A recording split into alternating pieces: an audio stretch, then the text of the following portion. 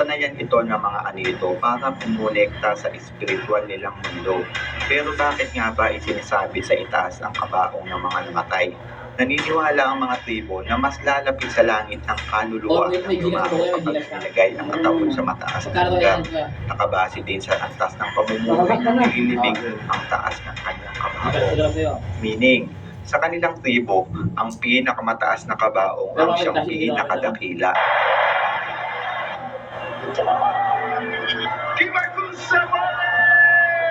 Isang nakakamanghang tanawin ang nabidyohan ng drone sa malawak na lupain ng Arizona, USA. Nabulaga ang operator ng drone nang makita niya ang 4,000 aircraft na wala ng silbi at naging display na lamang sa gitna ng kawalan. Ang lugar ay pinangalan The Boneyard, ang pinakamalaking imbakan ng eroplano sa mundo. Karamihan sa mga sasakyan ay mga pinaglumaang fighter plane na mula pa noong World War II. Mga sasakyang padigma na gagamitin sana sa digmaan, ngunit hindi rin napakinabangan. Sa paglipas ng panahon, ang mga eroplano ay kinain na lamang ng kalawang. Tinatayang mahigit 3,000 hektarya ang lawak ng lupain na imbakan ng mga payalong eroplano. Base sa estima ng mga eksperto, ang kabuuang halaga ng mga sasakyang panghimpapawid na naka-imbak ay tumataginting na $30 billion o 1.5 trillion pesos. Sobrang laking halaga na nauwi lang sa wala. Ito ang makabagong paraan sa paghukay ng mga lupa, ang underground blasting. Mas mabisa itong pangbungkal para maisuksok ang mga tubo sa ilalim ng lupa.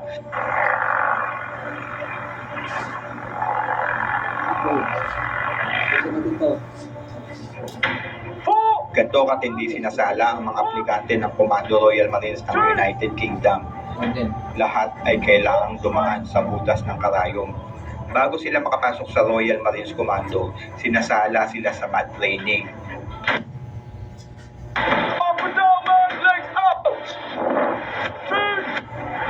Base sa datos, ang Royal Marines ng United Kingdom ang isa sa pinakamahirap na military training sa buong mundo. Dito ay kailangan nilang magsanay sa putik sa loob ng 32 weeks bago sila mapabilang sa Special Forces ng United Kingdom.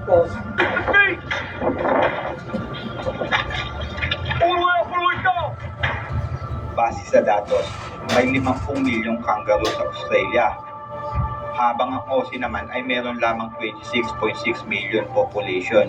Mas madaming kangaroo kaysa sa tao. Kaya naman hindi na nakakapagtaka na ganito kainit ang pagsalubong sa paraglider na kakalapag lang. Uy, may tayo! Uy! Nang dahil sa drone, posible na nating makita ng malapitan ang mga nag-aalborotong bundok. Mas ma-appreciate na natin ang nakakatakot nitong ganda.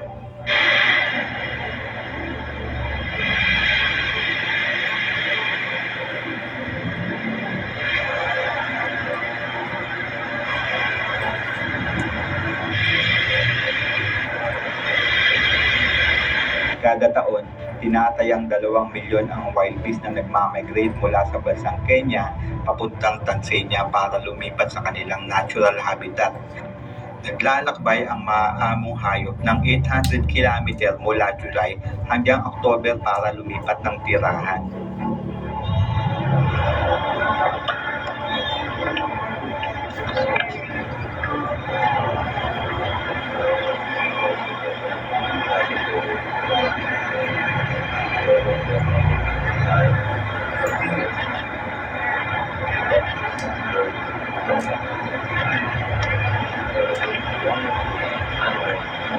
Ganito rin ba kasalbahe ang pusa mo?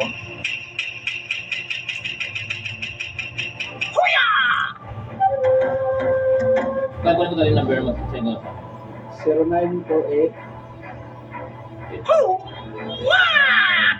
455 Maswerte tayo. Dahil sa drone footage, mapapanood na natin ang napakalupit na anggulo ng karerahan ng mga motor.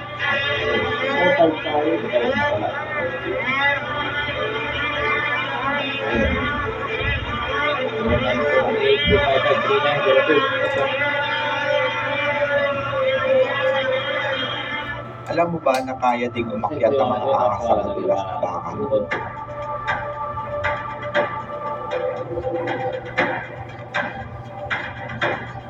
Ano pa ito kuya? Ano pa? Mandi. Mandi. Ha? Sa kuha ng drone, M-D-Y. tulang maliliit na langgam ang mga tao sa Kailan? gitna ng nagiging Mandi ay. Tuway. Sa Ay, katunayan, kasi ito yung mga mangingisda na lumalabog sa taunang kompetisyon. Ang Patipalak ay ang pinakamalaking fishing competition sa buong mundo na ginaganap kada taon sa Amerika.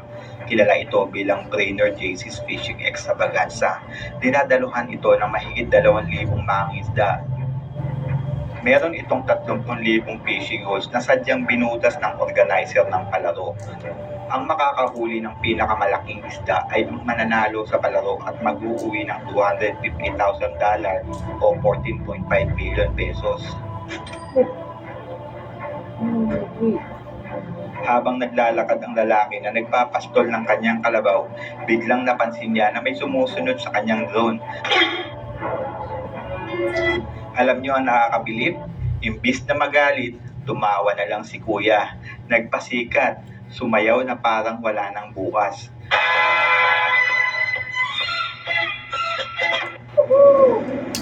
Sulit ang adventure pag nakarating ka sa slide na to ng Grassland, Mongolia.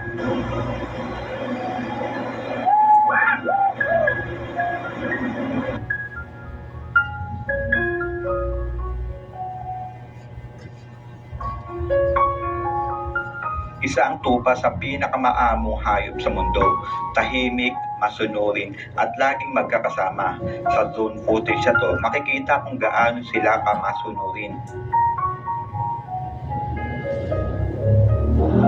Walang humihiwalay sa kanila at laging sama-sama.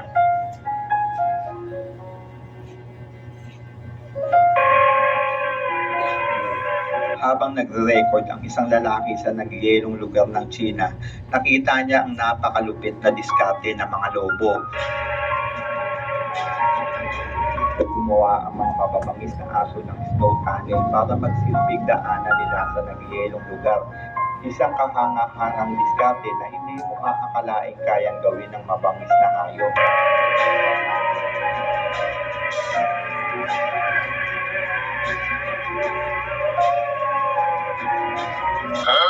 Ang sarap sigurong gumising sa umaga na gantong tanawin ang makikita mo.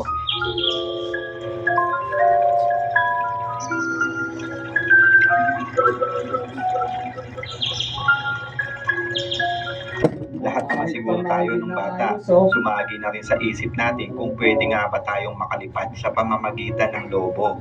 Ayan nga ang binigyan ng kasagutan ng isang lalaki sa Canada. Nagpalutang-lutang siya sa ere gamit ang lobo. Sa pamamagitan ng helium balloon, maaari kang makalipad sa langit sa loob ng 19 na oras.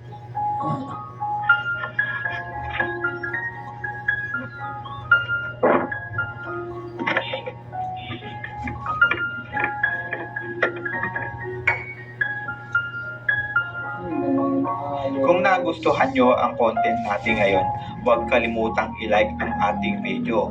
Maraming salamat po.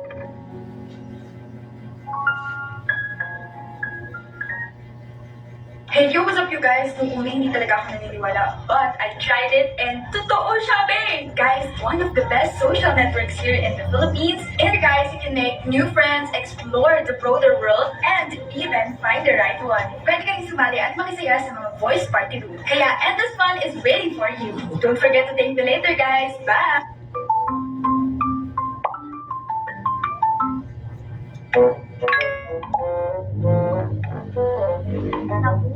Baka kakapusin ako sa budget.